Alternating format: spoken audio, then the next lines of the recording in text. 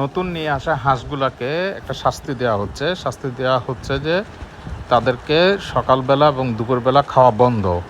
তো আমাদের খামারে নতুন হাঁস নিয়ে আসা হয়েছিল। আমাদের খামারে কেয়ারটেকার খয়ের ভাই তাদেরকে 3 বেলা করে খাবার দিচ্ছিল। তো হাঁস এমন একটা প্রাণী যে প্রচুর খায়। তাদের এত পরিমাণ খায় তারা কিন্তু হজম করতে পারে না এবং শরীর থেকে বের হয়ে যায়। এবং হাঁসের খামারের খাওয়াটা যদি কন্ট্রোল করতে পারা না যায় তাহলে হাঁস খামারে লস করতে হয়। আমাদের পুকুরের আশেপাশে সবখানে পর্যাপ্ত প্রাকৃতিক খাবার আছে। সকালে এবং দুপুরে তাদের খাওয়া বন্ধ। দেখতে পাচ্ছেন শিম গাছ খেয়ে শেষ করে ফেলতেছে, ঘাস, লতাপাতা, পুকুরের পাতা, পোকা এগুলা খেয়ে শেষ করতেছে। রাতের খাবারটা তারা শুধু পাচ্ছে। তাদের গ্রোথ এখন মাশাআল্লাহ ভালো আছে।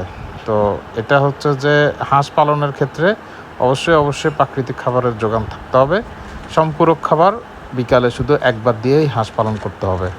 তা নাহলে হাঁসের ডিমের উৎপাদনের সাথে তাদের খাবারের খরচ দিয়ে আসলে হাঁস খামার পোষণা অনেক টাফ হয়ে যায়।